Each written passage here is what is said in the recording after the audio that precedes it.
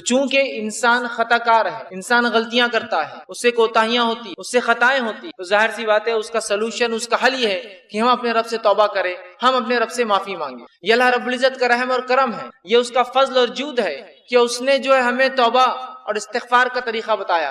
اگر اللہ رب العزت انسان کو پیدا کرتا، جو کرنا ہے اس کا حکم دے دیتا، جس سے رکنا ہے اس کے بارے میں بتا دیتا، اور اس کے بعد اگر انسان کچھ خطائیں کر گزرتا کہ جو کرنا ہے وہ نہیں کرتا، جس سے روکا وہ کر گزرتا، اور اگر توبہ کے دروازے نہ ہوتے، توبہ کا طریقہ نہ ہوتا، استغفار نہ ہوتا، تو پھر تو یقیناً جو ہے ہم خسارے میں ہوتے، ہم ہمیشہ ہمیشہ کی جہنم میں چلے جاتے۔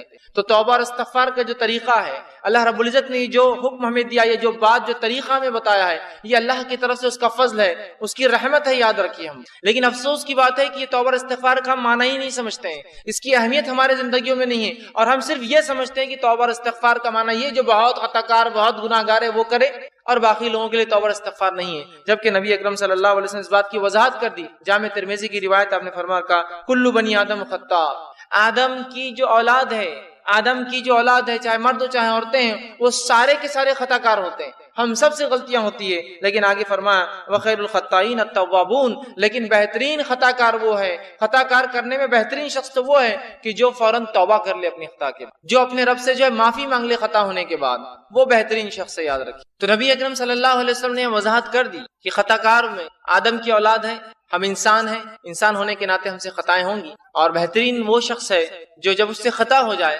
تو وہ جو ہے توبہ کر لے اپنی خطاؤں پر، اپنے رب سے جو معافی مانگ لے کہ اللہ مجھ سے خطا ہوئی اور میں معافی چاہتا ہوں۔ تو اس سے پتہ چلا ہم سب خطا کرتے ہیں، اب ایک غلط فہمی یہ ہوتی ہے کہ توبہ صرف وہ شخص کرے جو گناہ کرتا ہے، توبہ صرف وہ شخص کرے جو گناہ کرتا ہے۔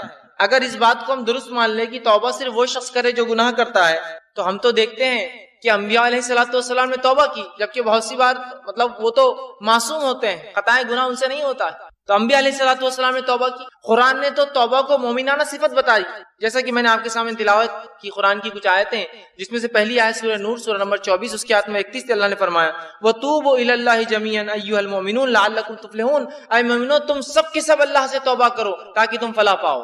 تو یہاں تو توبہ کو مومنانہ صفت بتایا جا رہا ہے، اور ہم غلط فہمی میں جو ہے وہ ہے کہ توبہ تو صرف وہ کرے جو گناہ کرتا ہے، اور جو توبہ کرتا ہے اس کا مطلب اس نے گناہ کیا ہے۔ ایسی بات نہیں ہے، توبہ ایک مومنانہ صفت ہے، اور ایک مومن کو چاہے اس سے خطائیں ہو یا خطائیں نہ ہو، وہ اپنے رب سے توبہ کرتا رہے۔ دوسری آیت میں اللہ رب العزت نے فرمایا سورہ تحریم سورہ نمبر 66 آیت نمبر 8 میں فرمایا کہا یا ایھا الذین آمنوا توبوا الی اللہ توبۃ نصوحا، اے وہ لوگوں جو ایمان لائے ہو اپنے رب سے توبۃ نصوحا، سچی توبہ کرو، ایسی توبہ کرو کہ جس کے بعد پھر پلٹ کر تم گناہوں کی طرف نہ جاؤ۔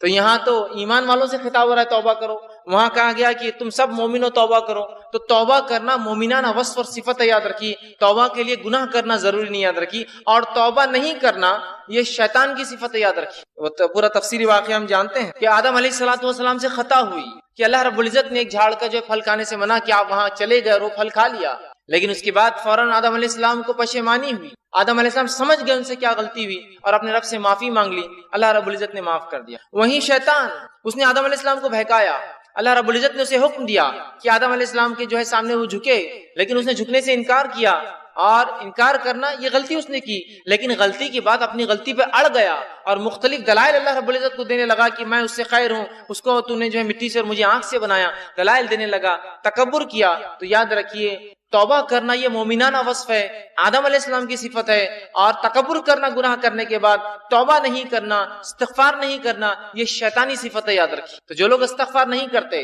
اور یہ سمجھتے ہیں صرف توبہ تو گناہگار لوگ کرتے ہیں، وہ در حقیقت شیطانی صفت ان کے اندر آ گئی ہے، اور وہ جو ہے تکبر کر رہے ہیں، وہ اڑ گئے اپنے گناہوں پہ، یاد رکھیے۔ تو اس بات کو سمجھنے کی ضرورت ہے کہ توبہ کرنا، استغفار کرنا یہ انبیاؤں کی صفت ہے، صلحاء نیکوکاروں کی صفت ہے، شہداؤں کی صفت ہے، اور یہ جو ہے اللہ کے نیک بندوں کی اور اللہ کے ولیوں کی صفت ہے، یاد رکھیے، جو اللہ کے دوست ہوتے ہیں۔ تو توبہ کے لیے گناہ ضروری نہیں ہے، بلکہ علماء لکھتے ہیں توبہ اس لیے بھی تو ہو سکتی ہے کہ گناہوں کے خیال سے اللہ ہمیں بچائے رکھے۔ توبہ تو اس کے لیے بھی ہو سکتی ہے کہ ہم جو گناہ کے خیالات لا رہے ہیں یا گناہ کی جو سوچ لا رہے ہیں اس سے بھی توبہ کر سکتے ہیں، اللہ ایسے خیالات بھی مجھ تک نہ آئے، اس لیے کہ سوچ کے بعد ہی انسان کسی چیز کے عمل کی طرف جاتا ہے۔ تو بہرحال توبہ ہمیں کرنا چاہیے، اور ہم کئی واقعات دیکھتے ہیں نبی اکرم صلی اللہ علیہ وسلم کے خود آپ اپنے بارے میں فرماتے ہیں، اور آپ کے تعلق سے حدیث میں آتا ہے، صحیح مسلم کی روایت ہے، ایک حدیث آپ کے سامنے میں نے پڑھی بھی، اور صحیح مسلم کی روایت میں میں تو یوں الفاظ ہے کہ آپ صلی اللہ علیہ وسلم دن بھر میں 70 سے زیادہ اور 100 مرتبہ ایک روایت میں آتا توبہ کرتے تھے. 70 سے زیادہ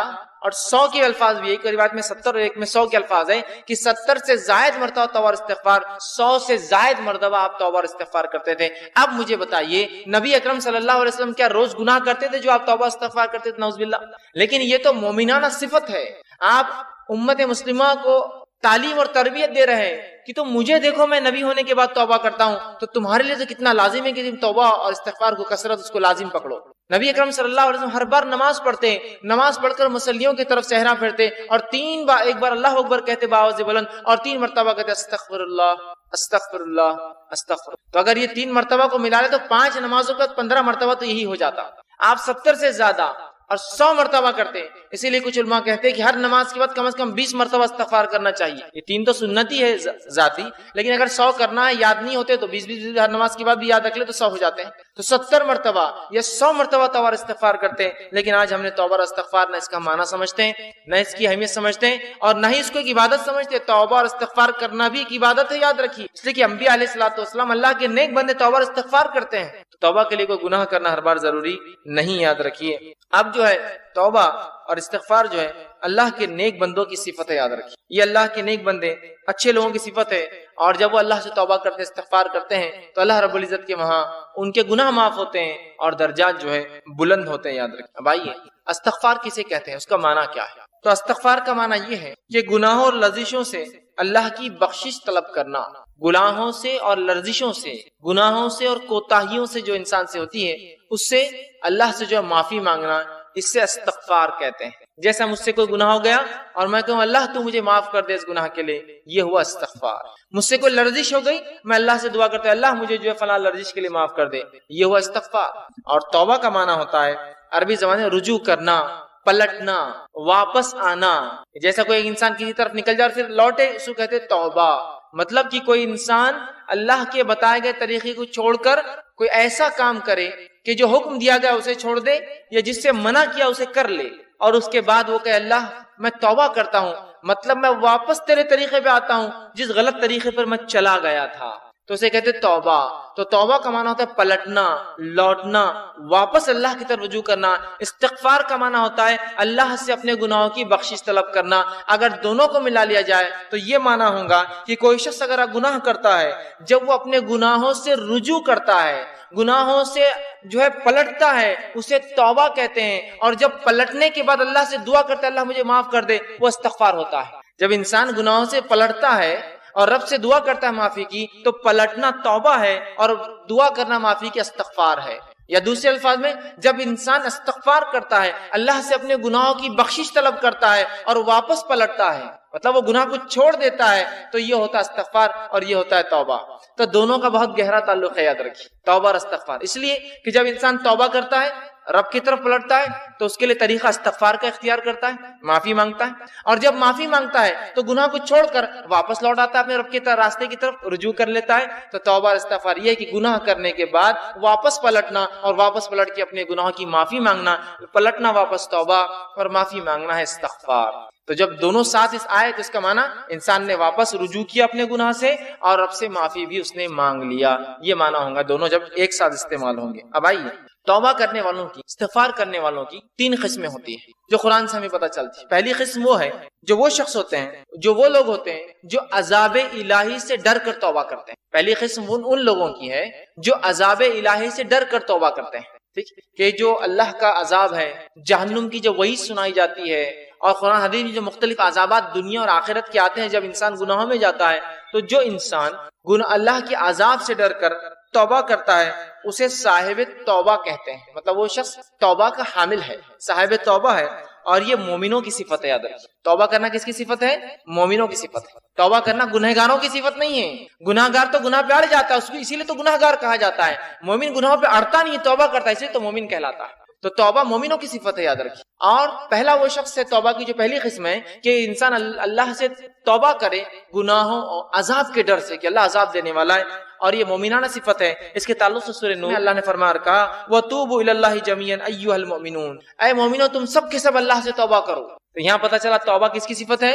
مومنوں کی صفت ہے کہ جو اللہ کے عذاب سے ڈر کر توبہ کرتے ہیں. دوسری صفت ہے توبہ کی. دوسرے لوگ وہ ہے جو توبہ کرتے ہیں. توبہ کی دوسری قسم وہ لوگ ہیں جو ثواب اور لالچ کے لیے توبہ کرتے ہیں کہ توبہ کرنے سے ثواب ملیں گا، ہے نا، اور وہ ثواب کی لالچ اور حرص میں توبہ کرتے ہیں. اور یہ صفت صالحین اور اللہ کے جو ولی ہوتے ہیں، نیک صفت لوگ ہوتے ہیں، ان کی صفت ہے. یہ توبہ گناہ کی بنیاد پر، یہ اللہ کے عذاب سے ڈر کر نہیں کرتے ہیں. یہ توبہ اس لیے کرتے ہیں کہ ان کو لالچ ہوتی ہے کہ توبہ کرنے کی وجہ سے اللہ ہمارے درجات کو بلند کریں گا، اللہ اس کا اجر دیں گا نا، چونکہ انسان توبہ کر رہا ہے کنٹینیو، تو وہ لالچ میں توبہ کرتے ہیں. اور یہ صفت جو ہوتی ہے یہ اللہ کے مقرب بندوں کی، صالحین کی اور اللہ کے ولی صفت لوگوں کی ہوتی ہے. اور اللہ رب العزت نے سورہ قاف سورہ نمبر 50 کی آیت نمبر 33 سے فرمایا اور کہا وَجَاءَ بِقَلْبٍ مُنِيبٍ. اور ایسے لوگوں کو یاد رکھیے جو ہے انابت کہتے ہیں. اور اللہ نے کہا وَجَاءَ بِقَلْبٍ مُنِيبٍ، اور جو رجوع کرنے والا دل لے کر آئے، ایک ایسا دل لے کر آئے جو منیب ہو، انابت والا ہو، اپنے رب کی طرف رجوع کرتا ہو اس لالچ میں کہ اس کا رب اس میں گناہ کی وجہ سے نہیں ثواب دیں گا. ٹھیک، تو یہاں کہا وہ شخص جو اللہ کے پاس لائے ایک رجوع کرنے والا دل، یہ صالحین اور اللہ کے مقرب بندوں کی صفت ہے. تیسری قسم توبہ کی وہی ہے جو لوگ کرتے ہیں، وہ لوگ ہیں جو محض اللہ کی اطاعت میں توبہ کرتے ہیں، گناہ بھی نہیں کرتے، لالچ میں بھی نہیں، اللہ کی اطاعت میں توبہ کرتے ہیں، جن کے اندر انبیاء اور مرسلین ہیں، اللہ کے نبی اور رسول ہے، جو گناہ بھی نہیں کرتے ہیں، عذاب کے ڈر سے نہیں بھی کرتے ہیں، بلکہ وہ جو لوگ ہوتے ہیں وہ اس لیے توبہ کرتے ہیں کہ اللہ کی اطاعت ہے، اللہ نے حکم دیا توبہ کا، اس لیے ہم توبہ کر رہے ہیں. اور یہ اللہ کے انبیاء کی اور جو ہے مرسلین جس کو کہیں رسولوں کی جو ہے صفت ہے. اور اس کو جو ہے اوبا کہتے ہیں، اوبا کہتے ہیں عربی میں، جس کے تعلق سے قرآن نے فرمایا سورہ صاد کہ وہ جو ہے نہ گناہ کرتے ہیں نہ ثواب کی لالچ، بس اللہ کی اطاعت میں کہ اللہ نے حکم دیا توبہ استغفار کا، وہ کثرت سے توبہ استغفار کرتے تھے. جیسے خود نبی اکرم صلی اللہ علیہ وسلم کی صفت میں نے آپ کے سامنے رکھی، آپ 70 سے زائد یا 100 مرتبہ تک ہر روز جو ہے توبہ کرتے تھے. اب آئیے توبہ اور استغفار جو ہے ہم کوشش کریں کہ جو ہے ہم اپنے اوپر جو ہے لازم کر لے، یاد رکھیں. اور توبہ اور استغفار جو ہے دو شکلوں کے اندر ہم پر لازم آتا ہے، واجب آتا ہے. دیکھیے، اطاعت میں توبہ کرنا، فرما برداری میں توبہ کرنا، ثواب کی لالچ سے توبہ کرنا، یہ تو اچھی بات ہے. لیکن دو مقامات ایسے ہوتے ہیں جہاں توبہ اور استغفار کرنا واجب ہے، ضروری ہو جاتا ہے. ہمارے حال تو یہ ہے جہاں واجب ہے وہاں بھی نہیں کرتے، اور جہاں لالچ ہونا چاہیے وہاں بھی نہیں کرتے، نہ کہیں اور کرتے ہیں. دو شکلوں میں واجب ہے، کمپلسری ہے، فرض ہے. وہ دو شکلیں کون سی؟ پہلا، جب بندہ ایسا کوئی کام نہیں کرتا ہے جس کے کرنے کا حکم اس کے رب نے دیا ہے تو توبہ اس پر واجب آ جاتی ہے. نماز پڑھو، روزہ رکھو، زکوٰۃ دو، حج کرو، اچھائی کا حکم دو، برائی سے روکو، پڑوسی سے اچھا سلوک کرو، رشتوں کو نبھاؤ، مسکینوں کا حق ادا کرو، یتیموں کا حق ادا کرو، مسافروں کا حق ادا کرو، یہ تمام چیزیں. تو جب کوئی حکم شریعت دیتی ہے، انسان وہ حکم کو بجا نہیں لاتا تو اس پر توبہ واجب ہو جاتی ہے، استغفار واجب ہو جاتا ہے. اور دوسری شکل جس میں توبہ اور استغفار واجب ہو جاتی ہے ایک شخص پر، وہ دوسری شکل تب ہوتی ہے جب انسان شریعت کے اس عمل کو کر گزرتا ہے جس عمل سے شریعت نے روکا ہے. شراب مت پیو، زنا مت کرو، برے کام مت کرو، بد کلامی مت کرو، جھوٹ مت بولو، چوری مت کرو، ہے نا. تو یہ گناہ والی چیزیں.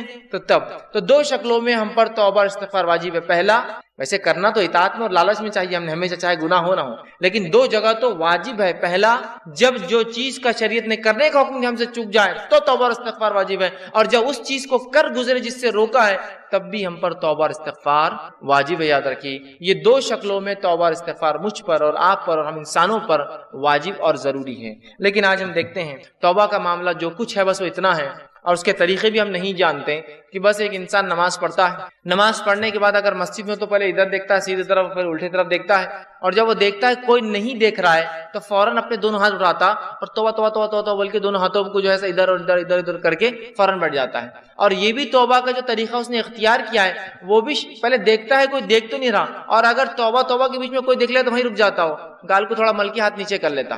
مطلب میں گناہگار تھوڑی ہوں جو میں توبہ کر رہا ہوں. ایک تو طریقہ غلط، اور اس پر جیسے کہ لوگ دیکھ لیں گے کہ توبہ کر رہا ہے مطلب گناہ کر کے آئے تو فوراً گناہگار تھوڑی ہوں میں. تو نہ توبہ واجب پر ہم کر رہے جب ضروری ہے، نہ توبہ ہم اطاعت میں کر رہے کہ ہمارے نبی توبہ روز کرتے تھے، استغفار کرتے تھے. اتباع میں بھی نہیں ہے، لالچ میں بھی نہیں ہے، خوف سے بھی نہیں ہے، نہ واجب چیزوں پر ہے جہاں ضروری ہے توبہ استغفار کرنا. اور جو کچھ ہے بس وہ توبہ والا ہے جو بچوں کو پنشمنٹ کے طور پر، سزا کے طور پر بولا جاتا ہے کہ چلو چیکس کو ہاتھ لگاؤ، گالوں کو ہاتھ لگاؤ اور توبہ توبہ، اور پتہ نہیں بس اسی کو ہم سمجھتے توبہ ہے. اور انسان بس دعا کیا کیا, تھوڑا ہاتھوں کو یوں کرا اور میں نے دیکھا لوگ پھر وہ ہاتھ پھیرتے اور اٹھ کر چلے جاتے ہیں. جو کچھ ہے بس وہ اس حد تک ہے اور اس لمٹ میں ہے. یاد رکھیے ہمیں چاہیے کہ ہم کثرت سے توبہ استغفار کریں, کثرت سے اپنے زندگی کا جو ہے اس کو معمول بنا لیں. معمول سمجھتے نا, مطلب یہ روز مرہ کی کوئی ایسی چیز جس کو انسان ہمیشہ کرتا ہے اس کو معمول بنا لیں, جس طرح سے ہمارے نبی کا معمول تھا صلی اللہ علیہ وسلم کہ آپ توبہ استغفار کی کثرت کرتے تھے تاکہ امت اس بات کو سیکھ لے. اسی طرح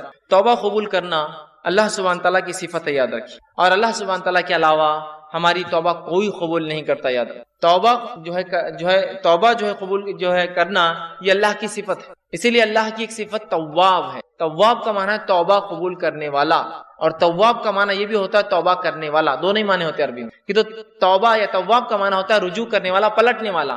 تو بندہ گناہ کرتا ہے, رب کی طرف پلٹتا ہے, رب بندے کے گناہ کو معاف کر کے اس کی طرف رجوع کرتا ہے. ٹھیک ہے, تو توبہ قبول کرنا اللہ کی صفت ہے, اور توبہ اللہ کے علاوہ کوئی قبول نہیں کرتا. یہ بات یاد رکھیے. بہت سے لوگ بہت سارے در اور دیواروں پر جا جا کر توبہ کرتے ہیں اور ان سے توبہوں کی دعائیاں دیتے ہیں. توبہ صرف اللہ قبول کرتا ہے. توبہ قبول کرنا اور گناہ معاف کرنا صرف اللہ کی صفت ہے, یاد رکھیے. اس کے علاوہ کسی در پر انسان کی توبہ قبول نہیں ہوتی ہے, اور اس کے لیے کوئی گھڑی, کوئی وقت, کوئی پل نہیں. انسان کو جب لگے کہ اس سے گناہ ہوا تھا تب تو واجب ہو گئی. اس کے علاوہ بھی جب یاد آئے استغفار, سب سے اتنا تو بول سکتا ہے نا, کو بھی میں دعائیں یاد نہیں ہوتی مجھے, استغفار استغفر اللہ اتنا تو بول سکتا ہے نا, بس وہ کثرت سے بولتا رہے, کثرت سے بولتا رہے. کیونکہ جب استغفار کرتا ہے اور رب کی طرف خود رجوع کر رہا ہے, توبہ کر رہا ہے ایک طرح سے, تو کثرت سے اس کو کر لے. اور توبہ قبول کرنا اللہ کی صفت ہے, اور اللہ کے علاوہ کوئی توبہ قبول نہیں کرتا ہے. اللہ رب العزت سورہ توبہ سورہ نمبر 9 آیت نمبر اس کی 27 میں فرماتا اور کہتا ہے, ثم یتوب اللہ من بعد ذلک علی من یشاء واللہ غفور الرحیم, کہ اللہ سبحانہ تعالیٰ فرماتا اور کہتا ہے کہ تم لوگ گناہوں کے بعد اللہ سے توبہ کرو, اور اللہ سبحانہ تعالیٰ جس کی توبہ چاہتا ہے پھر قبول کرتا ہے. اللہ تعالیٰ توبہ کو قبول کرنے والا غفور ہے اور رحم کرنے والا ہے. یاد رکھیے تو ہمیں چاہیے کہ ہم اللہ سے توبہ کریں. دوسری آیت سورہ توبہ سورہ نمبر 9 آیت نمبر 102, اس میں اللہ فرماتا اور کہتا ہے وآخرون اعترفوا بذنوبہم خلطوا عملا صالحا وآخر سیئا.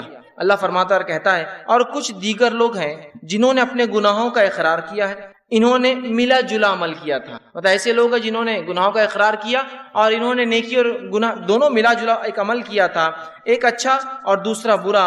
امید ہے کہ اللہ ان کی توبہ قبول فرمائے گا, یقین اللہ بہت بخشنے والا اور رحم کرنے والا ہے. تو جب انسان سے کوئی عمل ہوتا ہے جس میں اچھائی اور برائی انسان دونوں کرتا ہے, نیکی اور بدی دونوں کرتا ہے, تو رب کی طرف وہ رجوع کرے, رب سے وہ توبہ کرے, اور رب انشاءاللہ عزیز اللہ کو ہم توبہ قبول کرنے والا اور معاف کرنے والا ضرور پائیں گے. اسی طرح سے سورہ توبہ سورہ نمبر 9 کی آیت میں 104 میں اللہ نے فرمایا اور کہا الم یعلم ان اللہ هو يقبل التوبة عن عباده ويأخذ الصدقات وان اللہ هو التواب الرحیم, کہ اللہ سبحانہ وتعالی فرماتا ہے الم یعلم, کہ اس بات کا تم علم حاصل کر لو, اس بات کو تم جان لو کہ وہ اللہ ہی ہے جو تمہاری توباؤں کو قبول کرتا ہے اور تم سے صدقات کو قبول کرتا ہے, اور اللہ تعالیٰ بہت توبہ قبول کرنے والا اور بہت رحم کرنے والا ہے. تو اللہ ہی جو توبہ قبول کرتا ہے, اللہ ہی ہمارے صدقات کو قبول کرتا ہے, اور اللہ توبہ قبول کرنے والا اور اپنے بندوں پر رحم کرنے والا ہے. یاد رکھیں. اسی طرح ہم دیکھتے ہیں توبہ اور استغفار اتنی اہم چیز ہے کہ انبیاء علیہ الصلوۃ والسلام نے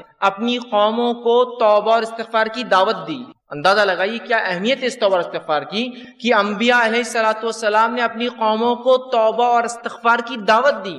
آئیے کچھ نبیوں کی دعوت آپ کے سامنے رکھتا ہوں.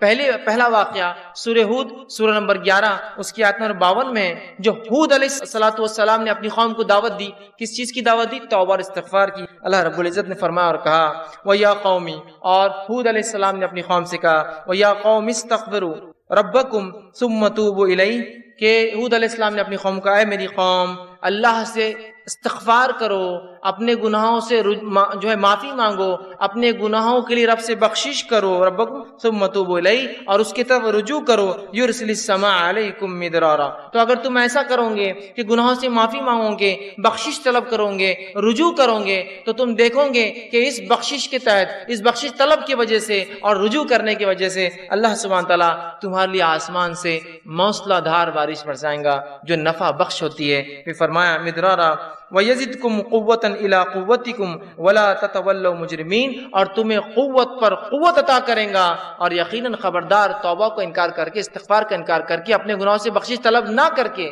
مجرموں میں شامل نہ ہو جانا۔ تو یہاں ہود علیہ السلام اپنی قوم کو دعوت دے رہے ہیں، اور قوم کو دعوت دے کر بتا رہے ہیں توبہ کے بارے میں، اور کہہ رہے ہیں اے میری قوم توبہ کرو، استغفار کرو، رب کی طرف رجوع کرو، تو تم پاؤں گے کہ تمہیں اللہ رب العزت آسمان سے بارش برسائیں گا اور قوت میں اضافہ دیں گا، تمہاری زیادتی کر دیں گا، تم پہ قوت پر قوت عطا فرمائیں گا، اور جو ہے اگر ایسا نہ کیا تو تم مجرم بن جاؤ گے، ایک مجرم قوم میں شامل ہو جاؤ گے۔ تو یہاں ہود علیہ السلام اپنی قوم کو دعوت دے رہے ہیں، توبہ کی دعوت دے رہے ہیں، استغفار کی دعوت دے رہے ہیں، اور توبہ اور استغفار نہ کرنے سے مجرم بننے کے بارے میں جو ہے بتا رہے ہیں۔ اسی طرح ہم دیکھتے ہیں سورہ ہود ہی میں سورہ نمبر 11 آیت نمبر 61 میں صالح علیہ السلام کی دعوت کا تذکرہ قرآن نے کیا۔ آپ کی دعوت کے بارے میں قرآن کہتا ہے اور بتاتا ہے، جو سورہ ہود سورہ نمبر 11 آیت نمبر 61 میں اللہ نے فرمایا وَأَنشَأَكُم مِّنَ الْأَرْضِ وَاسْتَعْمَرَكُم فِيهَا وَاسْتَغْفِرُوا ثُمَّ تُوبُوا إِلَيْهِ۔ اللہ رب العزت فرماتا ہے، صالح علیہ السلام اپنی قوم کو دعوت دے اور کہہ رہے وَأَنشَأَكُم مِّنَ الْأَرْضِ، کہ وہ کہہ رہے ہیں اسی نے تمہیں زمین میں پیدا کیا، وَاسْتَعْمَرَ، اور تمہیں پھر جو ہے اس زمین کے اوپر آباد کر دیا اور بسا دیا، اور پھر فرماتے ہیں اس سے بخشش مانگو اور اس کے آگے توبہ کرو۔ وہ کہتے ہیں کہ فیہا واستغفروا، کہ تم اس سے استغفار کرو، ثم توبوا الیہ، اور اے میری قوم اللہ کی طرف رجوع کرو، لوٹو۔ تو یہاں ہم دیکھ رہے ہیں صالح علیہ السلام نے اپنی قوم کو دعوت دی اور اللہ کی طرف رجوع کرنے کا، توبہ کرنے کا حکم۔ آئیے آگے بڑھتے ہیں۔ شعیب علیہ السلام کے بارے میں اللہ نے فرمایا سورہ ہود ہی میں سورہ نمبر 11 آیت نمبر 90 میں، اور کہا وَاسْتَغْفِرُوا رَبَّكُمْ ثُمَّ تُوبُوا إِلَيْهِ، کہ پھر شعیب علیہ السلام نے اپنی قوم کو دعوت دی اور کہا اے میری قوم اللہ سے استغفار کرو، اپنے گناہوں کی بخشش طلب کرو اور اس کی طرف رجوع کرو، اس کی طرف پلٹ آؤ، اپنے گناہوں سے جو ہے معافی مانگو۔ اب انبیاء علیہ السلام نے نہ صرف قوموں کو توبہ اور استغفار کی دعوت دی، بلکہ انبیاء علیہ السلام نے خود بھی اللہ سے توبہ کی جب ان سے چھوٹی موٹی خطائیں اور لرزشیں ہو جاتی۔ نہ صرف دعوت دی بلکہ خود بھی جب چھوٹی موٹی لرزشیں اور خطائیں ہو جاتی تو انہوں نے بھی اللہ سے توبہ کیا، جس کے تعلق سے مشہور واقعہ ہے آدم علیہ السلام کا، جس کے تعلق سے سورہ بقرہ سورہ نمبر 2 آیت نمبر 37 میں اللہ رب العزت فرمایا اور کہا فَتَلَقَّى آدَمُ مِن رَبِّهِ كَلِمَاتٍ فَتَابَ عَلَيْهِ، تو آدم علیہ السلام کو جب وہ خطا ہوئی کہ جو انہوں نے وہ پھل کھا لیا جس سے منع کیا گیا تھا، تو اللہ نے کہا پھر ہم نے آدم کو کلمات سکھائے اور وہ آدم نے کلمات ادا کیے تاکہ جو ہے فتاب علیہ، اور پھر ہم نے ہمارے طرف آدم نے رجوع کیا اور ہم نے آدم علیہ السلام کو معاف کیا۔ تو آدم علیہ السلام نے خطا کی، اللہ سے معافی مانگی۔ تو انبیاء نے نہ صرف دعوت دی استغفار کی، بلکہ ان سے بھی اگر چھوٹی موٹی لرزشیں ہو جائے تو فوراً جو اللہ رب العزت سے انہوں نے رجوع کیا، استغفار کیا اور توبہ کیا۔ دوسرا واقعہ نوح علیہ السلام کا، جب نوح علیہ السلام کے زمانے میں جو ہے عذاب آئے، اللہ کا بارش برسی آسمان سے اور زمین سے خوب پانی نکلا، تو نوح علیہ السلام نے اپنے بیٹے سے کہا میرے بیٹے تم بھی اس کشتی میں سوار ہو جاؤ، اس لیے کہ اس سفینہ اس کشتی کے علاوہ اب کوئی نجات کا ذریعہ نہیں ہوگا۔ اور نوح علیہ السلام یہ مکالمہ کر ہی رہے تو بیٹے نے کہا کہ اے میرے والد میں بہت اونچی چوٹی پر چڑھ جاؤں گا، یہاں تک پانی نہیں آئے گا۔ اور اسی مکالمے کے بیچ ایک لہر آئی اور نوح علیہ السلام کا بیٹا اس عذاب میں جو ہے مبتلا ہو گیا۔ جب عذاب میں مبتلا ہوا تو نوح علیہ السلام نے اللہ سے دعا کی کہ اللہ میرا بیٹا تو میرے اہل میں سے تھا، پھر کیوں نہیں بچا؟ تو نوح علیہ السلام کی اس بات پہ اللہ رب العزت ناراض ہوا کہ نوح علیہ السلام نے ایسے کیسے سوال کر دیا اللہ سے، اللہ بہتر جانتا تھا۔ تو اللہ نے جواب دیا اور نوح سے کہا، سنیے واقعے کو، سورہ ہود سورہ نمبر 11 آیت نمبر 47 میں اللہ نے فرمایا قال ربی انی اعوذ بک ان اسألک ما لیس لی بہ علم، کہ نوح علیہ السلام نے جب یہ بات کہہ دی اللہ ناراض ہوا تو فوراً نوح علیہ السلام نے اللہ سے گزارش کی دعا کی، کہا قال ربی انی اعوذ بک، اے اللہ میں تیری پناہ میں آتا ہوں، ان اسألک ما لیس بہ علم، کہ ایسا میں نے تجھ سے سوال کر لیا جس کے بارے میں مجھے علم نہیں تھا، تو بہتر جانتا تھا کہ تو نے کیوں کیا میرے بیٹے کے ساتھ، لیکن نوح علیہ السلام چونکہ سوال کر گزرے تھے تو فوراً جیسی اللہ کی ناراضگی کا علم ہوا کہ اللہ میں تجھ میں پناہ مانگتا ہوں کہ میں نے ایسا سوال تجھ سے کیا جس کے بارے میں اللہ مجھے علم نہیں تھا۔ آگے فرماتے علم وَإِلَّا اسْتَغْفِرْ لِي وَتَرْحَمْنِي أَكُن مِّنَ الْخَاسِرِينَ، اور میں تجھ سے توبہ کرتا ہوں، تجھ سے بخشش طلب کرتا ہوں اور تجھ سے رحم طلب کرتا ہوں، اگر ایسا نہ ہوا تو میں تو خسارہ اٹھانے والوں میں سے ہو جاؤں گا اللہ۔ پھر اللہ رب العزت نے نوح علیہ السلام کی توبہ قبول کی۔ آپ نے ایک سوال کیا تھا اللہ رب العزت کو ناپسندیدہ گزرا کہ جب اللہ نے عذاب میں ڈال دیا، مبتلا کر دیا آپ کے بیٹے کو، آپ نے سوال نہیں کرنا چاہیے، لیکن بیٹا تھا، سوال آیا ذہن میں کہ کیا بات ہے۔ جب سوال کر بیٹھے تو اللہ رب العزت نے جواب دیا، نوح کہ تمہیں یہ حق نہیں تھا، اور اے نوح بلکہ قرآن کے الفاظ تو اتنے سخت ہیں، اے نوح جاہلوں میں سے نہ ہو جاؤ ایسے سوال کر کے۔ جو ہی اللہ نے کہا نوح علیہ السلام فوراً کہا اللہ بس میں تجھے پناہ مانگتا ہوں، معافی طلب کرتا ہوں، بخشش طلب کرتا ہوں، رحم طلب کرتا ہوں، ورنہ میں تو خسارے میں ہو جاؤں گا، اور اللہ نے بہرحال ان کو معاف کر دیا۔ تو انبیاء علیہ الصلوۃ والسلام نے صرف دعوت نہیں دی توبہ کی، وہ کرتے بھی تھے۔ آئیے تیسرا واقعہ موسیٰ علیہ الصلوۃ والسلام کا قرآن سے ہم لیتے ہیں، سورہ قصص سورہ نمبر 28 آیت نمبر 16 میں اللہ نے فرمایا کہا، موسیٰ علیہ السلام کا قول نقل کیا، قال ربی انی ظلمت نفسی فاغفر لی فتغفر لہ۔ اللہ فرماتا ہے کہ جب موسیٰ علیہ الصلوۃ والسلام نے دو لوگوں کو لڑتے ہوئے دیکھا، ایک مصری قبطی تھا اور دوسرا اپنی قوم کا بنی اسرائیل سے تھا، دونوں لڑ رہے تھے، جو ہے موسیٰ علیہ السلام نے دونوں کو روکنے کی کوشش کی۔ جب وہ قبطی نے جو رکنے کا ارادہ نہ دکھایا تو موسیٰ علیہ الصلوۃ والسلام نے اس نیت سے نہیں کہ اسے مارے، اس نیت سے کہ ڈیفنس اس کو دور کرے، اس کو ایک مکہ مارا۔ وہ مکہ اتنے زور سے اسے لگا جا کر، اور انبیاء علیہ الصلوۃ والسلام بہت مکمل انسان ہوتے ہیں، بہت طاقتور انسان ہوتے ہیں، جب وہ مکہ اسے پڑا تو وہ تاب نہ لا سکا اور اسی جگہ وہ مر گیا۔ ان کا انٹینشن بالکل نہیں تھا کسی کو قتل کرنے کا، لیکن جب اسے پڑا وہ مر گیا۔ اور جو کچھ واقعہ جو ہی آپ سے یہ خطا ہوئی، فوراً رب سے جو ہے موسیٰ علیہ السلام توبہ کی اور کہا قال ربی انی ظلمت نفسی، اے اللہ یہ تو میں بچانا چاہ رہا تھا لیکن میرے ہاتھ سے یہ قتل ہو گیا، میں نے اپنے نفس سے ظلم کر لیا کہ انسان کو مار کر، مجھ سے خطا ہوگی کہ میں نے اسے میرے ہاتھ سے مر گیا، میں نفسی فاغفر لی، تو اللہ مجھے معاف کر، میری بخشش کر۔ دیکھیے فاغفر لی، میری بخشش کر تو، اور اللہ نے فرمایا فغفر لہ، تو ہم نے اسے معاف کر دیا، اس لیے کہ اس سے معافی۔ تو اس سے ایک بات یہ بھی پتہ چلتی ہے، اگر آپ ان انٹینشنل بھی کوئی کام کرے جو غلط ہو جائے، کسی کو نقصان پہنچ جائے، اس کے لیے بھی اللہ سے توبہ کرنا پڑے گی۔ ان انٹینشنلی آپ کا مقصد نہیں تھا، کسی کو آپ ہٹا رہے تھے، بھائی صاحب تھوڑا ہٹ جائیے، وہ گر گیا، ضرور اللہ سے معافی مانگی، اللہ میرا ارادہ نہیں تھا لیکن پھر بھی وہ گر گیا، سمجھ رہے آپ؟ ان انٹینشنل تھا۔ موسیٰ علیہ السلام تو صرف ڈیفنس بچا رہے تھے، الگ کر رہے تھے دو لوگوں کو، اور اس میں روکنا چاہتے تھے صرف روکنے میں، لیکن اس انسان کو اتنا بھاری پڑا وہ مکہ کی عمر گیا اس تو فوراً توبہ کی اور اللہ نے ان کی توبہ کو قبول کیا۔ تو ہم دیکھ رہے ہیں جو ہے انبیاء علیہ الصلوۃ والسلام نہ صرف توبہ کی دعوت دیتے بلکہ توبہ کیا بھی۔ آئیے ایک اور واقعہ سنیے قرآن سے، موسیٰ علیہ الصلوۃ والسلام کا واقعہ ہی ہے۔ موسیٰ علیہ الصلوۃ والسلام نے اللہ سے ضد کی اور کہا اللہ میں دیکھنا چاہتا ہوں آپ۔ اللہ نے کہا موسیٰ تم نہیں کعب لا پاؤں گے، کہا نہیں پھر بھی میں کوشش کروں گا۔ اچھا کل اچھا ٹھیک ہے، میری ایک تجلی جو ہے اس پہاڑ پر ظاہر ہوں گی، اگر تم وہ تجلی نہیں اس پہاڑ کو دیکھ پائے، جب میری تجلی اس پر طاری ہوں گی تو تم مجھے دیکھ پاؤں گے پھر۔ کہا ٹھیک ہے، اور جو ہی تجلی کا ایک حصہ اس پہ آیا وہ پہاڑ ریزہ ریزہ ہو کے برباد ہو گیا اور موسیٰ علیہ السلام بے ہوش ہو کے گر گئے۔ جب ہوش میں آئے تو اللہ نے واقعہ بیان کیا سورہ اعراف سورہ نمبر 7 کی آیت نمبر 143 میں، اور آپ نے موسیٰ علیہ السلام اللہ سے دعا کی اور کہا فلما افاق، جب رفاقہ ہوا ہوش میں آئے تو فوراً کہا افاق قال سبحانک تبت الیک وانا اول المؤمنین، اے اللہ میں تیری طرف رجوع کرتا ہوں، تجھ سے توبہ کرتا ہوں کہ میں نے ایسا تجھ سے جو ڈیمانڈ کر لیا، سوال کر لیا جو نہیں کرنا چاہیے تھا، اور میں سب سے پہلے ایمان لانے والوں میں سے ہوں، میں سب سے پہلے ایمان لانے والوں سے۔ تو یہاں آپ دیکھ رہے ہیں، ہم دیکھ رہے ہیں کہ موسیٰ علیہ الصلوۃ والسلام نے بھی اللہ رب العزت سے توبہ استغفار کیا۔ تو توبہ اور استغفار نہ صرف انبیاء نے دعوت دی بلکہ ان کی صفت بھی ہے، اور ایسے بہت سارے واقعات، اتنا وقت نہیں ہے کہ میں تمام واقعات انبیاء کی رکھوں۔ آئیے توبہ اور استغفار کے فائدے کیا ہوتے ہیں، اگر انسان توبہ کرتا ہے استغفار کرتا ہے تو کیا بینیفٹس اس کو ملتے ہیں اس چیز کے، وہ بھی ہم دیکھتے ہیں۔ چلیے آئیے، اللہ رب العزت سے جب ایک بندہ توبہ کرتا ہے استغفار کرتا ہے تو بہت سارے دنیا کے فائدے اور بہت سارے آخرت کے فائدے اٹھاتا ہے۔ یہ فائدوں کو میں اس لیے رکھ رہا ہوں جس کو فضائل کہتے ہیں، یہ فضائل جاننے سے انشاءاللہ عزیز ہمارے دل میں ایک جذبہ پیدا ہوگا توبہ اور استغفار کا، اور نہ صرف ہم اپنے گناہوں پر توبہ اور استغفار کریں گے جو کہ ہم بھول چکے ہیں توبہ اور استغفار اپنے گناہوں پر بھی، بلکہ ہم گناہوں کے علاوہ بھی توبہ اور استغفار کو اپنے زندگی کا معمول بنا لیں گے انشاءاللہ۔ تو آئیے کچھ فضائل دیکھتے ہیں توبہ کے۔ پہلا فائدہ توبہ کا وہ یہ ہے کہ جو لوگ توبہ کرتے ہیں اللہ سے اس کی طرف پلٹتے استغفار کرتے ہیں، وہ اللہ کے محبوب ترین بندے ہیں، پسندیدہ لوگ ہیں۔ اور اللہ رب العزت قرآن میں فرماتا ہے سورہ بقرہ سورہ نمبر 2 آیت نمبر 222 میں اللہ فرماتا ہے اور کہتا ہے ان اللہ یحب التوابین ویحب المتطہرین، اللہ توبہ قبول کرنے والوں کو، رجوع کرنے والوں کو،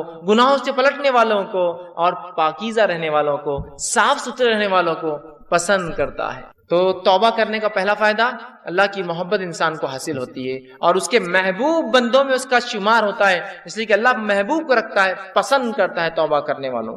دوسرا فائدہ توبہ کرنے کا جو کہ انسان کو ملتا ہے وہ کیا ہے؟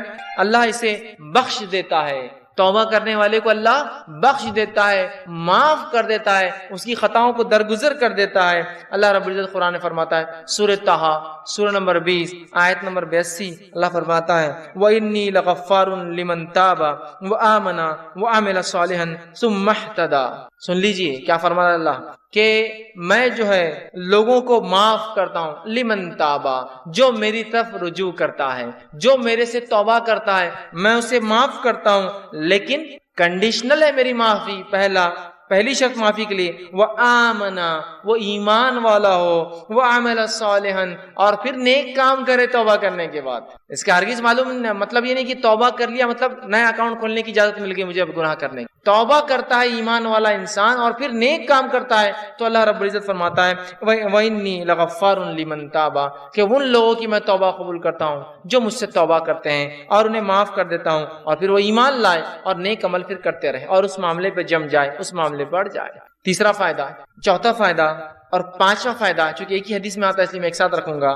تیسرا فائدہ توبہ کا ہے، اللہ غم سے نجات دیتا ہے، پریشانیوں سے نجات دیتا ہے، مشکلوں سے نجات دیتا ہے۔ چوتھا فائدہ، تنگ دستی دور کرتا ہے۔ سبحان اللہ، ہم نے سوچا بھی نہیں تھا توبہ استغفار کا تعلق تنگ دستی سے بھی ہو سکتا ہے، یا توبہ استغفار کرنے سے رزق میں کشادگی بھی آ سکتی ہے، مال و دولت میں فراوانی بھی ہو سکتی ہے۔ اس لیے کہ توبہ کرنے کا ایک فائدہ ہے تنگ دستی سے اللہ نجات دیتا ہے۔ اور پانچواں فائدہ توبہ کا معلوم آپ کو کیا ہے؟ ایسی جگہ سے روزی دیتا ہے جہاں سے سوچا بھی نہیں ہوگا۔ تنگ دستی بھی دور ہوتی ہے، غم بھی دور ہوتے ہیں، اور ایسی جگہ سے روزی ملتی ہے، روزی سمجھتے ہیں نا آپ، رزق ملتا ہے جہاں سے سوچا بھی نہیں ہوگا، گمان بھی نہیں کیا ہوگا، فہم میں بھی نہیں لایا ہوگا اس نے۔ آئیے حدیث اس طرح سے ابو داؤد کی روایت ہے، تینوں فائدے ایک ہی حدیث میں آتے ہیں۔ پہلا، جو شخص استغفار کو لازم پکڑ لیتا ہے، استغفار کو اپنے نفس سے لازم کر لیتا ہے، پکڑتا ہے، تو اللہ تعالیٰ اس کے لیے ہر غم سے نجات کا راستہ نکالتا ہے۔ ہر غم، سمجھتے ہیں آج کون سا ہے نا جو انسان ہے جو غم زدہ نہیں ہے، پریشان حال نہیں ہے؟ بتائیے مجھے، وہ کہہ سکتا ہے کہ مکمل طور 100% خوش ہوں؟ ہم تو ہر حال میں اللہ کا شکر تو ادا کرتے ہیں، لیکن کہیں نہ کہیں پریشانیاں ہیں۔ پریشانیوں کا حل توبہ اور استغفار۔ ہم نے تو کبھی سوچا ہی نہیں تھا کہ غم کا علاج بھی استغفار ہو سکتا ہے۔ ہر غم سے اللہ نجات دیتا ہے استغفار کی بنیاد پہ، اس کی فضیلت یہ ہے۔ دوسرا، ہر تنگ دستی سے کشادگی کی طرف لے آتا ہے، ہر قسم کی غربت اور تنگ دستی سے نکال کے کشادگی کی طرف لاتا ہے۔ اور تیسرا، صرف تنگ دستی اور تنگ دستی سے نکال کے کشادگی کی طرف نہیں لاتا ہے، ایسی جگہ سے روزی دیتا ہے جہاں سے اس نے گمان بھی نہ کیا ہو، سوچا بھی نہ ہو۔ یاد رکھیں، سوچا بھی نہ ہو۔ کیا فائدے ہیں استغفار اور توبہ کے؟ روزی میں برکت، ایسی جگہ سے روزی جہاں سے سوچا نہ ہوگا، ہر غم سے نجات۔ کوئی کہتا میرے گھر میں بیماری ہے، میں غم زدہ ہوں، استغفار کی کثرت۔ کوئی کہہ رہا ہے مجھے تنگ دستی ہے، استغفار کی کثرت۔ کوئی کہہ رہا ہے مجھے جو مال و دولت کی کمی ہے، استغفار کی کثرت کیجیے تو صحیح، آپ دیکھیے اللہ کیسی رزق دیتا ہے۔ اور کوئی کہے مال و دولت تو ہے، برکت نہیں ہے، استغفار کیجیے، اس لیے کہ اللہ نے مال و دولت کی برکت چھین لی نا آپ کی۔ رزق میں اضافہ کہاں ہو رہا ہے؟ مال تو تعداد کوانٹٹی وائز بہت ہے، لیکن دل کہاں سکون میں ہے؟ استغفار نہیں کر رہے ہیں۔ استغفار کی کثرت، استغفار کی کثرت، استغفار کو معمول بنا لیجیے۔ تین عظیم فائدے ایک ہی حدیث میں آ رہے استغفار کے، غم سے نجات، تنگ دستی سے کشادگی کی طرف، اور ایسی جگہ سے روزی دیتا ہے جہاں سے سوچا بھی نہیں۔ اسی طرح غم سے نجات کے تعلق سے چھوٹا سا واقعہ رکھ دیتا ہوں صرف آپ کے سامنے، چونکہ ہمارے حالت میں ایسے واقعات ہوتے ہیں، ہمارے ماحول میں اس لیے رکھ رہا ہوں کہ نبی اکرم صلی اللہ علیہ وسلم کے پاس ایک صحابہ اور ایک صحابی آئے جن کے بیٹے کو گرفتار دشمنوں نے پکڑ لیا، اور نہ صرف پکڑا، خبر ملی کہ بہت مضبوط زنجیروں کے اندر اس کے پیر باندھ دی۔ وہ آئے اور کہا اللہ کے رسول صلی اللہ علیہ وسلم، دشمنوں نے جو ہے ہمارے بچے کو پکڑ لیا ہے، آپ کچھ بتائیے کیا کیا جائے، کیا کرا جائے کہ ہمارا جو ہے بچہ واپس آ جائے، میرا بیٹا جو ہے واپس آ جائے، وہ ماں اور باپ دونوں آئے۔ اللہ کے رسول صلی اللہ علیہ وسلم نے کہا استغفار کی کثرت، استغفار پر۔ وہ کہتے ہیں کہ وہ دونوں گھر گئے، استغفار کی خوب کثرت۔ اور ان کے بیٹے کہتے ہیں کہ جب میں بیڑیوں میں جکڑا تھا، اچانک ایسا ہوا کہ میری پیروں کی دونوں بیڑیاں ٹوٹ گئی، اچانک رات میں دونوں بیڑیاں ٹوٹ گئی۔ جب بیڑیاں ٹوٹ گئی تو میں پریشان ہو گئی، یہ کیا ہوا؟ لوہے کی زنجیریں تھی وہ بیڑیاں بولتے لوہے کی موٹی موٹی زنجیروں میں جب قیدی کو قید کیا جاتا ہے جو آسانی سے نہیں ٹوٹتی، یاد رکھیے، ٹوٹ گئی۔ میں پریشان ہوا اور ایک اونٹ میں نے پکڑا، وہ ایک اونٹنی میں نے لی اور اس پر سوار ہوا اور بھاگنے لگا۔ جب میں اس اونٹنی پر بیٹھ کر بھاگنے لگا تو سارے اونٹ باڑے کے نکل کے میرے پیچھے بھاگنے لگے۔ اب چونکہ مجھے تو جان بچانے تھی، میں نکل گیا اور پورے اونٹ بھی پیچھے بھاگنے لگے۔ اور اس کے بعد وہ اپنے گھر آئے، والدین خوش ہو اٹھے، والدین سے ملاقات کی اور اللہ کے رسول کے پاس اس بچے کو لے کر اللہ کے رسول ہمارا بیٹا گھر واپس آ گیا ہے، استغفار کی برکت دیکھی، بچہ واپس آ گیا۔ ہر غم تھا نا بیٹے کے گمنے کا، اللہ نجات دے دی، بیٹا واپس دے دیا۔ پھر کہا اللہ کے رسول اب یہ اونٹوں کا کیا کرے؟ چونکہ بھاگنے کے لیے میں نے دشمن کی اونٹنی لے لی تھی نا، جان بچانے کے لیے جو اونٹنی لی گئی تھی ان کی نہیں تھی، دشمن کی تھی، اور کہا وہ ایک نہیں، وہ اونٹنی کی وجہ سے کئی اونٹ پیچھے آ گئے میرے۔ تو اللہ کے رسول نے کہا یہ رزق ہے جو اللہ نے تمہیں دیا بغیر سوچے کہ، مطلب ایسی جگہ سے دیا جو تم استعمال کرو ان اونٹنیوں کو اور ان اونٹوں کو، اور ان کو سارے اونٹ دے دیے۔ دیکھیے نا، ایک تو نجات ملی استغفار سے، اور دوسرا رزق بھی مل گیا جہاں سے سوچا بھی نہیں تھا، دشمن کا رزق، مطلب دشمن کے پاس کی چیز گھر آ گئی اپنی۔ کتنے فائدے نا استغفار کے۔ آئیے استغفار کے اور فائدے سن، چھٹا، ساتواں، آٹھواں، نواں فائدہ ایک ہی آیت کے اندر آتا ہے، اس لیے 4 فائدے رکھ رہا ہوں۔ چھٹا فائدہ، بہترین اللہ موسلا دار بارش برساتا ہے استغفار کی کثرت سے۔ اسی طرح مال میں اضافہ کرتا ہے اللہ جو ہے استغفار کی کثرت سے اور توبہ کی کثرت سے۔ اولاد میں ترقی دیتا ہے اللہ استغفار اور توبہ کی کثرت سے، اور باغات اور نہریں نکال دیتا ہے، رزق کے ذریعے بنا دیتا ہے استغفار کی کثرت سے۔ اللہ رب العزت نے سورہ نوح سورہ نمبر 71 آیت نمبر 10، 11 اور 12 میں فرمایا اور کہا، نوح علیہ السلام نے اپنی قوم کو دعوت دی، اور دعوت دیتے وقت وہ انہیں کیا کہہ رہے سنیے، وہ کہتے ہیں قُلْتُ اسْتَغْفِرُوا رَبَّكُمْ إِنَّهُ كَانَ غَفَّارًا، اے میری قوم اپنے رب سے استغفار کرو اپنے گناہوں کے لیے، تم شرک جیسی برے جرم میں جو ہے پھنسے ہوئے ہو، اپنے رب سے معافی مانگو جو ہے إِنَّهُ كَانَ غَفَّارًا، تمہارا رب ہمارا رب ضرور ہمیں معاف کرے گا اس گناہ کے لیے بھی اور تمام چیزوں کے لیے۔ يُرْسِلِ السَّمَاءَ عَلَيْكُمْ مِدْرَارًا، اور جب تم توبہ کرو گے تو آسمان سے موسلا دھار بارش برسائیں گا جو نفع بخش ہوتی ہے، نقصان دہ نہیں ہوتی۔ يُرْسِلِ السَّمَاءَ عَلَيْكُمْ مِدْرَارًا، کس وجہ سے؟ ایمان لانے کے بعد اگر استغفار کرو گے تو آسمان سے بہترین موسلادھار بارش برسائیں گا۔ پھر فرمایا وَيُمْدِدْكُمْ بِأَمْوَالٍ وَبَنِينَ، اور تمہیں مال میں، دیکھیے مال کا سیدھا لفظ ہے، رزق کا لفظ ہے، رزق میں مال اولاد سب آتا ہے۔ وَيُمْدِد، تمہیں بڑھاوا دیں گا، مالم و بنین، مال میں، روپیے اور پیسے میں، اور لڑکوں میں اضافہ کریں گا تمہارے، ہے نا۔ انسان کیا چاہتا ہے اپنے لیے؟ تو کہا تم چاہتے ہو نا رب سے اولاد اور لڑکے، تو اس میں اضافہ کریں گا تمہارے۔ تو جو لوگ بے اولاد ہو استغفار کی کثرت، بارش نہیں ہو رہی ہے استغفار کی کثرت، چونکہ نوح علیہ السلام کہہ رہے ایمان کے بعد استغفار کرو گے تو بارش برسائیں گا، مال و دولت میں اضافہ کریں گا، اولاد عطا فرمائیں گا تمہیں، ٹھیک۔ پھر فرمایا وَيَجْعَلْ لَكُمْ جَنَّاتٍ وَيَجْعَلْ لَكُمْ أَنْهَارًا، اور تمہارے لیے بہترین باغات میسر کر دیں گا، اور صرف باغات نہیں بہترین نہریں جاری کر دیں گا کہ نہ صرف کھیتی ہو، پانی والی کھیتیاں تمہیں عطا فرمائیں۔ 4 فائدے دیکھیں استغفار کے کیسے ایک ہی ساتھ آ رہے ہیں۔ بارش کا بہترین برسنا، دوسرا فائدہ ہم دیکھ رہے ہیں اس کے اندر وہ یہ ہے کہ مال میں اضافہ، اولاد میں اضافہ، اور کھیتی باڑی اور نہروں کے اندر اضافہ اللہ تعالیٰ کر دیتا ہے۔ 10واں فائدہ استغفار کا وہ یہ ہے انسان کا دل سیاہ کالا ہونے سے بچ جاتا ہے۔ نبی اکرم صلی اللہ علیہ وسلم فرماتے ہیں، مستدرک حاکم کی روایت آپ نے فرمایا، بندہ جب گناہ کرتا ہے تو اس کے دل پر ایک کالا سیاہ داغ پڑ جاتا ہے، ایک سپاٹ آ جاتا ہے۔ اگر وہ استغفار کر لیتا ہے تو سپاٹ مٹا دیا جاتا ہے، وائپ آؤٹ کر دیا جاتا ہے، صاف کر دیا جاتا ہے۔ لیکن اگر وہ توبہ اور استغفار نہیں کرتا تو داغ بڑھتا جاتا ہے، بڑھتا جاتا ہے، بڑھتا جاتا ہے، حتیٰ کہ اس کا پورا دل کالا ہو جاتا ہے۔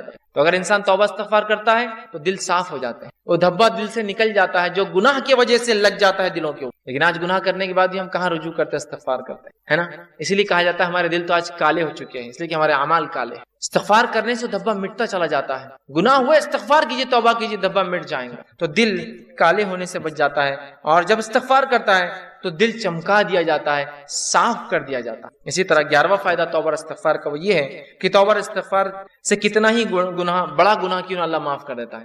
توبہ اور استغفار جب انسان کرتا ہے نا، کتنا ہی بڑا گناہ آپ نے اور ہم نے کیوں نہ کیا ہو، اللہ معاف کر، کتنا ہی بڑا۔ اور سب سے بڑا دنیا میں گناہ کون سا ہے؟ اللہ کے ساتھ شرک کرنا۔ اگر شرک کرنے والا بھی توبہ کرے سچی، تو سچی توبہ کے بعد اللہ اس کے شرک کو بھی معاف کر دیتا ہے، زنا کو بھی معاف کر دیتا ہے، کفر کو بھی معاف کر دیتا ہے، نفاق کو بھی معاف کر دیتا ہے، ہر قسم کے گناہ کو معاف کر دیتا ہے۔ اور نماز اگر چھوڑتا ہے، تارک الصلاۃ ہے، نماز چھوڑنے والا، تو اس کے گناہ معاف ہو جائیں گے، لیکن توبہ سچی ہو۔ اور توبہ کی شرائط میں انشاءاللہ آگے آؤں گا، لیکن جو بات آیت گزری آگے وہ یہ ہے کہ ایمان لانے کے بعد عمل صالح بڑھ جائے، یہ توبہ کی شرائط ہے۔ ورنہ یہ نہیں کہ توبہ کر لی اور اگلا گناہ کرنا پھر شروع کر دیا۔ گناہ کرنے سے ہر گناہ کی معافی، توبہ کرنے سے ہر گناہ کی معافی ملتی ہے، ہر گناہ کی۔ شرط یہ ہے کہ موت سے پہلے یا قیامت کی کوئی بڑی علامت آنے سے پہلے یہ کر لیا جائے، موت سے پہلے۔ اس لیے کہ آپ نے حدیث فرمایا جب خرخراہٹ کی آواز گلے میں شروع ہوتی نا، نزات کی حالت، موت سے قریب خرخر آواز آتی ہے گلے سے، انسان مرنے قریب ہوتا ہے، تو تب کی گئی توبہ قبول نہیں ہوتی۔ اس لیے کہ فرعون نے بھی توبہ کی تھی جب وہ غرق ہو رہا تھا، صحیح بخاری کی روایت، غرق ہو رہا تھا، ماں دیکھ چکا تھا، توبہ کی، اللہ نے توبہ قبول نہیں کی اور ڈوب کو مارا گیا، کیونکہ ڈوبتے وقت کہا میں ایمان لایا موسیٰ اور ہارون کے رب پر، کام نہیں آئی لیکن توبہ۔ تو اس سے پہلے کہ موت آئے توبہ کر لے، یا کوئی علامت آ جائے قیامت کی، توبہ ضروری یاد رکھے۔ ہر گناہ کی توبہ اللہ معاف کرتا ہے، لیکن زندگی میں یاد رکھیں، مرنے سے پہلے اور نجات کی حالت، مطلب مرنے کے بعد اور نجات کی حالت سے پہلے اگر توبہ نہ ہوئی تو پھر توبہ کی گنجائش نہیں۔ جو گناہ ہم سے ہوا ہو، کتنا ہی بڑا کیوں نہ ہو، سچی توبہ اپنے رب سے کیجیے، یاد رکھیے توبۃ النصوحہ کیجیے، انشاءاللہ عزیز ہمارا رب کو ہم پائیں گے کہ وہ ہر گناہ کو معاف کرتا ہے۔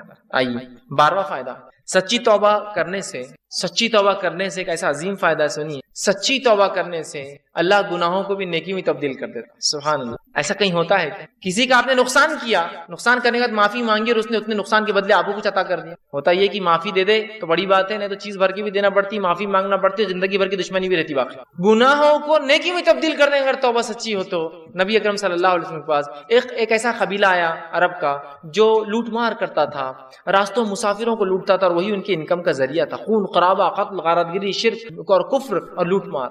وائے کہ اللہ کے رسول، کیا ہماری توبہ ہے؟ اللہ ہم اگر توبہ کرنا چاہتے ہیں کہ ہماری توبہ ہے، جو اتنے گناہ ہم زندگی میں کر چکے ہیں، اور آج کون سا ایسا انسان ہے دنیا میں جو معافی نہیں چاہتا اپنے گناہوں کے لیے؟ راستہ یہ ہے معافی کا، راستہ یہ ہے معافی کا۔ ہر انسان چاہتا ہے اسے گناہ معاف ہو، ہر انسان ریپینٹ کرنا چاہتا ہے، توبہ کرنا چاہتا ہے، استغفار کرنا چاہتا ہے اپنے رب۔ یہ ہے طریقہ توبہ۔ تو کہا ہماری کوئی توبہ ہے؟ اللہ رب العزت نے ایک پوری طویل آیت نازل کی کہ وہ لوگ جو کفر کرتے ہیں، قتل کرتے ہیں، ٹھیک ہے، اور جو ہے اسی میں جو کفر اور شرک اور قتل و غارت گری میں ان کی موت آ جاتی ہے، تو اللہ ان سے عذاب کو نہیں ہٹائیں گا۔ لیکن آگے فرمایا جو کہ آیت اس طرح سے اللہ فرماتا ہے الا من تاب وعمل عملا صالحا فاولئک یبدل اللہ سیئاتہم حسنات وکان اللہ غفورا رحیما۔ اللہ نے فرمایا الا من تاب، ان گناہوں کے بعد اگر کوئی توبہ کر لے، شرک کیا تھا، قتل کیا تھا، جو کچھ کیا تھا، اگر توبہ کر لے، وآمنا، اور پہلی شرط ایمان لائے، اور الحمدللہ ہم تو مسلمان ہیں تو ایمان والے ہم ہیں ہی، اس کے بعد دوسری شرط وعمل عملا صالحا، اور اس کے بعد نیک کام شروع کر دے، عمل صالحا، فاولئک، تو اللہ پھر اس عمل کے بدلے کی ایمان والا ہے، سچی توبہ کیا، اولئک یبدل اللہ سیئاتہم، تو اللہ بدل دیں گا ان کے گناہوں کو حسنات، نیکیوں کے اندر۔ سبحان اللہ۔ اور آگے فرمایا وکان اللہ غفور الرحیم، اور اللہ تعالیٰ تو معاف کرنے والا اور رحم کرنے والا ہے۔ تو گناہ بھی نیکی میں تبدیل ہو سکتے ہیں اگر سچی توبہ انسان کی۔ اسی طرح ابن ماجہ کی روایت ہے، آپ صلی اللہ علیہ وسلم فرماتے کہتے ہیں اگر تم اس قدر گناہ کرو کہ تمہارے گناہ آسمان تک پہنچ جائے، لیکن ان حدیثوں کو بالکل رائٹ کانٹیکسٹ میں لیجیے، بالکل صحیح معنوں میں لیجیے، یہ حدیث دلیل نہیں ہے گناہ کرنے کی، جو ہو جاتے اس کی معافی کی دلیل ہے، یاد رکھیں رائٹ کانٹیکسٹ۔ تو اللہ کے رسول فرماتے ہیں کہ اگر تمہارے گناہ آسمانوں تک بھی اگر چھوں گے، ٹھیک، اگر تم اس قدر گناہ کرو کہ تمہارے گناہ آسمانوں تک پہنچ جائیں گے، پھر تم توبہ کر لو تو اللہ تمہاری توبہ کو قبول کریں گا۔ اگر کسی انسان نے ایسے بھی گناہ کیے ہو جو آسمانوں تک چھو رہے جا کر، لیکن وہ اللہ کی ذات سے ان گناہوں پہ کبھی نا امید نہ ہو، یاد رکھیے، بلکہ اگر سچی توبہ کرتا ہے تو انشاءاللہ عزیز اپنے رب کو وہ توبہ قبول کرنے والا اور معاف کرنے والا ضرور پائیں گا، لیکن توبہ سچی ہو، اس کے شرائط کے ساتھ، یاد رکھیے۔ چلیے آئیے آگے 13واں فائدہ جو ہم توبہ کا فائدہ اٹھاتے ہیں اور جو ہے استغفار کا، آدمی سچی توبہ کی وجہ سے جنت کا مستحق بن جاتا ہے، سچی توبہ کی وجہ سے جنت کا مستحق بن جاتا ہے۔ اللہ رب العزت نے سورہ تحریم سورہ نمبر 66 آیت نمبر 8 میں فرمایا یا ایھا الذین آمنوا توبوا الی اللہ توبۃ نصوحا، اے وہ لوگوں جو ایمان لائے ہو اللہ سے سچی توبہ کرو، سچا رجوع کرو، سچے ڈھنگ سے اس کی طرف پلٹو اور گناہوں سے اپنی معافی مانگو، تو نصوحا عسیٰ ربکم ان یکفر عنکم سیئاتکم، تو ہو سکتا ہے تمہارا رب پھر تم سے تمہارے گناہوں کی مغفرت کر دے، اس کا کفارہ کر دے، اسے معاف کر دے، سیئاتکم ویدخلکم جنات تجری من تحتها الانہار، اور تمہیں ایسی جنتوں میں داخل کر دے جس کے نیچے ندیاں نہریں بہتی ہیں۔ توبہ کرنے کا فائدہ، انسان جنت کا مستحق بن جاتا ہے۔ 14واں اور آخری فائدہ جو آج میں رکھوں گا توبہ کا وہ یہ ہے، جب انسان سچی توبہ کرتا ہے، سچے طور سے ندامت ہوتا ہے، توبہ کرتا ہے، تو جو ہے اللہ رب العزت جو ہے اس سے خوش ہوتا ہے۔ انسان جب توبہ کرتا ہے تو اللہ خوش ہوتا ہے، ناراض نہیں ہوتا۔ ہاں ناراض تو ان سے ہوتا ہے جو گناہ کرے اور اڑ جائے اس پر، لیکن جو توبہ کرتے ہیں اللہ خوش ہوتا ہے۔ حدیث کے الفاظ اس طرح سے جو توبہ کے بارے میں نبی اکرم صلی اللہ علیہ وسلم فرماتے ہیں کہ اللہ خوش ہوتا ہے، اور حدیث اس طرح سے جو صحیح بخاری کی روایت ہے، آپ صلی اللہ علیہ وسلم فرماتے ہیں کہ اللہ اپنے بندے کی توبہ پر ایسا خوش ہوتا ہے، جب بندہ توبہ کرتا اللہ ایسا خوش ہوتا ہے جیسے کہ ایک شخص سفر پر نکلا ہو، مسافر ہو، سفر کر کے چل جا رہا ہو، اور ایک جگہ اپنے اونٹ کو باندھے اور لیٹ جائے ریگستان کے بیچ میں، اور جب وہ جاگے تو اس کا اونٹ چلا جائے، وہ تھوڑا نکل کر ڈھونڈتا ہے اپنے اونٹ کو، اس کا اونٹ اسے نظر نہیں آتا، تو پھر وہ واپس آتا ہے اور سوچتا ہے کہ اب ریگستان میں گھوم کے مرنے سے اچھا ہے جہاں لیٹا تھا اس چھوٹے درخت کے نیچے لیٹ جاؤں تو مجھے موت آ جائے، کیونکہ اب ریگستان میں اونٹ گھومنا مطلب موت ہے اور کوئی راستہ نہیں۔ وہ آ کر لیٹ جاتا ہے، اور جب لیٹ جاتا ہے تھوڑی دیر بعد دیکھتا ہے تو اس کا اونٹ پورے مال کے ساتھ جوں کا تو کھڑا ہے۔ ایک تو ریگستان، اس پر اکیلا مسافر، اور اس پر اونٹ کا واپس آنا، یہ بہت تعجب کی بات ہے۔ جو لوگ عرب ہیں وہ جانتے ہیں، جو لوگ اونٹ پالتے ہیں وہ جانتے ہیں اونٹ کبھی زندگی میں پالتو نہیں ہوتا۔ اس لیے حدیث میں آپ نے فرمایا قرآن جو شخص حفظ کرتا ہے اسے پکڑ کر رکھے، اس لیے کہ قرآن کا حفظ ایسے ذہن سے نکلتا ہے جیسے اونٹ مالک سے نکل کر بھاگ جاتا ہے۔ ایک اونٹ کو آپ 100 سال پالیے، 100 سال بعد رسی ایک بار کھلی چھوڑیے، ایسے بھاگے گا کہ کبھی واپس لوٹ کر نہیں آئے گا، لیکن اس کا اونٹ واپس مال کے ساتھ آ جاتا ہے۔ اس سے بڑی خوشی کی بات کیا، اور وہ خوشی سے جم اٹھتا ہے اور کہتا ہے خوشی میں، اے اللہ میں تیرا رب اور تو میرا بندہ، خوشی میں، چونکہ اس کو سمجھتا نہیں کیا بولوں اس خوشی کے اندر، تو کہتا ہے اللہ میں تیرا رب اور تو میرا بندہ۔ اس آدمی سے بھی زیادہ اللہ خوش ہوتا ہے جب کوئی شخص توبہ کرتا ہے، اس آدمی سے بھی زیادہ اللہ خوش ہوتا ہے جب کوئی شخص توبہ کرتا ہے۔ دیکھ رہے آپ توبہ کیا فضیلت، اللہ خوش ہوتا ہے توبہ کرنے والوں سے، اور بہت ناراض اور غضبناک ہوتا ہے، عذاب نازل کرتا ہے جو گناہوں پہ گناہ کرتے ہیں۔ اور انسان ہونے کے ناطے کیا گناہ ہم سے نہیں ہوتے، کیا گناہ نہیں ہوتے ہماری آنکھوں سے، ہمارے ہاتھ سے، ہماری زبان سے، ہمارے کانوں سے، ہمارے جسم سے، لیکن رب سے ہم فوراً کر لیں استغفر اللہ استغفر اللہ، پتہ نہیں کیا ہو گیا، کوئی چیز نقصان پہنچ گیا، کسی جانور کو نقصان پہنچ گیا، کسی انسان کو پہنچ گیا ہوں، میں نہیں جانتا ہوں، میری گاڑی کہیں کھڑی تھی کسی کو تکلیف ہو گئی ہوں گی، استغفار کا ورد کر رہا ہوں استغفر اللہ، ہو گیا گناہ معاف، آئندہ وہ غلطی نہیں کرنا چاہیے، لیکن انون ہم کو نہیں پتا ہم سے کیا ہو رہا ہے، کتنی خطائیں غلطیاں ہو جاتی ہیں، بس ورد کرتے رہیے، اپنے ایک معمول بنا لیں ہم۔ تو آپ صلی اللہ علیہ وسلم فرماتے اس سے زیادہ اللہ خوش ہوتا ہے اس آدمی سے جب کوئی انسان اپنے رب کی طرف رجوع کرتا ہے اور توبہ کرتا ہے، پلٹتا ہے، گناہوں سے معافی مانگتا ہے۔ ابن القیم رحمہ اللہ جو ہے کتاب ہے ان کی لکھی مدراج سالکین، اس کے اندر بہت اچھی بات نقل کرتے ہیں، انشاءاللہ اس کتاب کا میں پورا وہ پریفیس وہ جملہ آپ کے سامنے نقل کرتا ہوں۔ وہ لکھتے ہیں اور کہتے ہیں توبہ کے بارے میں کہ توبہ ہی دین کی حقیقت ہے، وہ لکھتے ہیں اور کہتے ہیں، فرماتے ہیں، آپ نے فرمایا اور کہا، فرماتے ہیں کہ دین اسلام کی حقیقت، توبہ دین اسلام کی حقیقت ہے اور سارے کام، سارا دین توبہ میں داخل ہے۔ توبہ اتنی اہم چیز ہے کہ سارے کام اور سارا دین توبہ میں داخل ہے۔ یہی وجہ ہے کہ توبہ کرنے والا اس بات کا مستحق ہے کہ اللہ تعالیٰ کا وہ دوست قرار دیا جاتا ہے، کیونکہ اللہ تعالیٰ توبہ کرنے والوں اور پاک صاف رہنے والوں کو دوست رکھتا ہے، کہ تو اللہ جس سے محبت کرتا ہے مطلب وہ اللہ کا دوست ہے نا، توبہ کرنے والوں سے اللہ محبت کرتا ہے مطلب اللہ کے دوست ہے، اس کا مطلب توبہ دین کا بہت اہم حصہ، بلکہ وہ کہتے ہیں بلکہ مکمل دین اسلام مکمل توبہ کے اندر ہے۔ پھر وہ آگے لکھتے ہیں اللہ تعالیٰ اپنے ان بندوں سے محبت رکھتا ہے جو اس کام کو بجا لائے جس کا اس نے حکم دیا ہے، اور اسے ترک کرے، ان کاموں کو چھوڑ دے جس سے اس نے منع فرمایا ہے۔ تو گویا توبہ کا مفہوم یہ ہے کہ جن کاموں کو اللہ تعالیٰ نے ظاہری اور باطنی طور پر ناپسند فرمایا ہے، فرماتا ہے انسان ان سے رجوع کرے، توبہ کرے، کرتے ہوئے ایسے کاموں کو اختیار کرے جنہیں اللہ تعالیٰ ظاہری اور باطنی مطلب اوپنلی اور کلوزلی، چھپا ہوا سیکرٹلی اس کو پسند کرتا ہے، فرماتا ہے اس اعتبار سے توبہ ایک جامع لفظ ہے اور اسلام، ایمان اور احسان اس توبہ میں مکمل طور سے داخل ہے، اور یہ تمام مقامات کا احاطہ کیے ہوئے، اسی لیے یہ ہر مومن کے مقصود کی ابتدا بھی ہے کہ وہ توبہ کرے، اور انتہا بھی ہے، خاتمہ بھی اسی پر ہو کہ وہ توبہ کرے۔ اسی مقصود کی خاطر مخلوق کو جود بخشا گیا، اور توحید اسی کا ایک جز ہے بلکہ عظیم جز ہے۔ پھر آگے لکھتے ہیں اکثر لوگ توبہ کی قدر و منزلت اور اس کی حقیقت سے آگاہ نہیں ہوتے۔ علم اور عمل اور حال کے اعتبار سے توبہ کرنا تو بہت دور کی بات ہے، اللہ تعالیٰ توبہ کرنے والوں سے اسی لیے محبت رکھتا ہے کہ ساری مخلوق میں وہی ہے جو اس کے خاص بندے ہیں۔ توبہ کرنے والے خاص بندے ہیں، گناہ گار تو سارے ہی ہیں، خاص ہیں۔ اگر توبہ اسلام کے تمام احکام اور ایمان کے کامل حقائق کی جامع نہ ہوتی تو اللہ تعالیٰ اپنے بندے کی توبہ پر اس قدر مسرت کا اعلان نہ کرتا۔ اگر توبہ بہت اہم چیز نہ ہوتی تو وہ حدیث میں وہ نہیں آتا کہ ایک آدمی جس طرح سے خوش ہوتا ہے اللہ ویسا خوش ہوتا ہے، اعلان اظہار نہ فرماتا۔ تمام مقامات، وہ احوال جن کے بارے میں لوگ گفتگو کرتے ہیں، وہ سب توبہ ہی کی تفصیلات اور اس کی آثار اور اسی کے نتائج ہیں۔ تو توبہ کے بارے میں کتنی پیاری بات لکھتے ہیں کہ ہر چیز کا تعلق کہتے دین اور اسلام کا توبہ سے۔ اب آئیے توبہ کی کنڈیشنز کیا ہیں، شرائط۔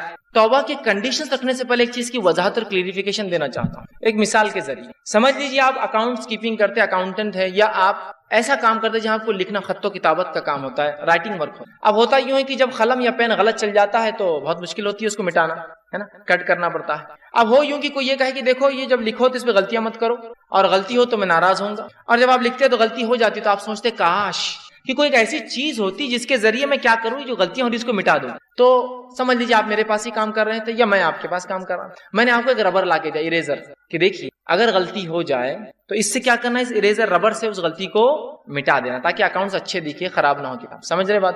اب جب میں نے آپ کو دے کر چلا گیا تو آپ اس غلطی کو کچھ دن مٹاتے رہے، بعد میں آپ کے دماغ میں ایک نئی چیز آئی، ربر جو دیا گیا وہ غلطی کو مٹانے کے لیے دیا گیا.